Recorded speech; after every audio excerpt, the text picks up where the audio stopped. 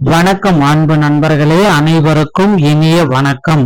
இன்னைக்கு நம்ம இந்த வீடியோல அதை பற்றி பார்க்க போறோம் அப்படின்னு பார்த்தீங்கன்னா, தமிழக அரசு போக்குவரத்து கழகங்கள்ல தற்சமயம் வந்திருக்க அந்த முக்கியமான செய்திகள் என்னென்ன, அரசு பஸ் ஓட்டுநர்கள் மற்றும் நடத்துனர்களை வேறு பயணிகளுக்கு பயன்படுத்தக்கூடாது என போக்குவரத்து கழகத்துல ஒரு சுற்றறிக்கை வந்து விட்டதுங்க. போக்குவரத்து கழகத்துல புதியதாக கொள்முதல் செய்ய 500 மின்சார பேருந்துகளுடைய டெண்டர் ரத்து செஞ்சிருக்காங்க. அதை பற்றி பார்க்கலாம். மேலும் போக்குவரத்து கழகத்துல இதே போல 3224 நியமனங்கள் கடந்த ஆட்சியில் நடைபெற்றது. அந்த நியமனங்கள்ல நிறைய பேருக்கு இன்னும் பணியாற்ற கொடுக்கல. ஒருவேளை அந்த நியமனங்களை ரத்து செய்வாங்களா மாட்டாங்களா? மேலும் 2026 போக்குவரத்து கழகத்துல புதிய நோட்டிபிகேஷன் எப்பொழுது வெளியாகும் என்பன குறித்த முக்கிய தகவல்களை இந்த வீடியோவின் வாயிலாக பார்க்கலாம். அரசு பஸ் ஓட்டுநர்கள் நடத்துனர்களை வேறு பணிகளுக்கு பயன்படுத்தக்கூடாது, போக்குவரத்து கழகத்தின் வாயிலாக சுற்றறிக்கை ஒன்று ஏற்படுத்தப்பட்டிருக்கு. விதிகளை மீறினால் கிளை மேலாளர்கள் மீது ஒழுங்கு நடவடிக்கை எனப்படும் என போக்குவரத்து துறை எச்சரிக்கை எல்லாமே எடுத்திருக்காங்க.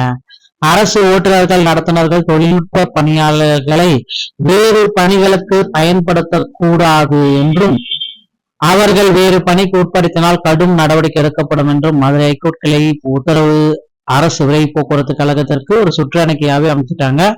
இதன் அடிப்படையில பாக்குறப்ப போக்குவரத்து கழகத்தினுடைய சுற்றறிக்கை என்ன சொல்லும், அரசு ஓட்டுநர்கள் நடத்துனர்கள் தொழில்நுட்ப பணியாளர்களை வேறு பணிக்கு எந்த இதுக்குமே மாற்றாகவும் எதுக்குமே பயன்படுத்தக்கூடாது. மேலாளர் மீது துறை ரீதியான ஒழுங்கு நடவடிக்கை அப்படின்றது எடுக்கப்படும் அப்படின்றத குடிக்கிறாங்க. அதை மீறி ஓட்டுநர்கள் நடத்துனர்கள் தொழில்நுட்ப பணியாளர்கள் வேறு பணிக்கு உட்படுத்தினால் கிளை பிரான்ச் மேனேஜர் மேல ஒழுங்கு நடவடிக்கை எடுக்கப்படும் என சுற்றறிக்கை ஒன்று போயிடுச்சு. இதன் அடிப்படையில பார்க்க மதுரை ஹைகோர்ட் கிளை இந்த பிறப்பிச்சிருக்காங்க. அவரவர் பணியை மட்டுமே செய்ய வேண்டும் எனவும் எந்த ஒரு பணியாளரையும் வேறு பணிக்கு பயன்படுத்த கூடாது என்றும் இந்த தீர்ப்பின் அடிப்படையில ஒரு உத்தரவு பிறப்பிச்சிருக்காங்க மதுரை ஹைகோர்ட் கிளை. பொதுவாக எந்த காரணத்துக்காகவும் நல்ல உடல்நிலையில் இருக்கக்கூடிய பணியாளர்களை காசாளர், டிக்கெட் புக்கிங் மற்றும் பேருந்து நிலைய பணி, பேருந்து ஒதுக்கீட்டாளர் போன்ற மற்ற பணிகளுக்கு அதை எக்காரணத்தை கொண்டு இவங்க ஒருத்தரை அனுப்பவே கூடாது அப்படின்றத குறிப்பா எடுத்திருக்காங்க.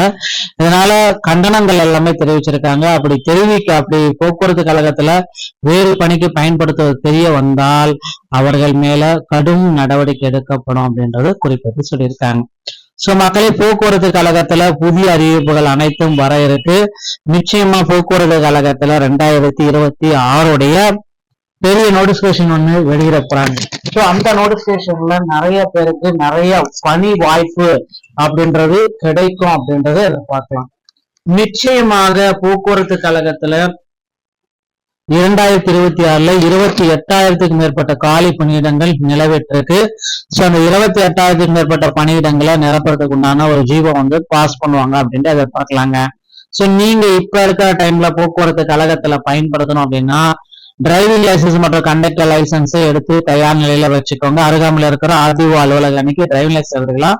கண்டக்டர் லைசன்ஸ் எடுக்கணும் அப்படின்னா கண்டிப்பாக தமிழ்நாடு திறன் மேம்பாட்டு கழகத்தின் மூலமாக புஸ்தக சான்றிதழ் எடுத்து அதை காண்பித்து ஆர்டிஓ டிரைவிங் லைசன்ஸ் எடுத்துக்கலாம் அப்படின்றத குறிப்பிடுறாங்க. டிஎன்எஸ்சி சில ஜாயின் பண்ண சில விதிமுறைகள் எல்லாமே இருக்கு. கண்டிப்பா அதை எலிஜிபிலிட்டி சர்டிபிகேட் ரீச் பண்ண மட்டும்தான் உங்களால போக்குவரத்து கழகத்துல ஜாயின் பண்ண முடியும். கிட்டத்தட்ட 28,000 காலி பணியிடங்கள் உருவாக்க போறாங்க. போக்குவரத்து கழகத்துல தனியார் ஆட்களையும் எடுக்கிறதாக தகவல் வந்திருக்கு. பொறுத்து நம்ம பார்க்கலாம். டிஎன்எஸ்சி சம்பந்தமான செய்திகள் அனைத்தையும் உடனுக்குடன் பெற நீங்க நம்முடைய சேனலோட இணைந்திருங்கள். நன்றி, வணக்கம்.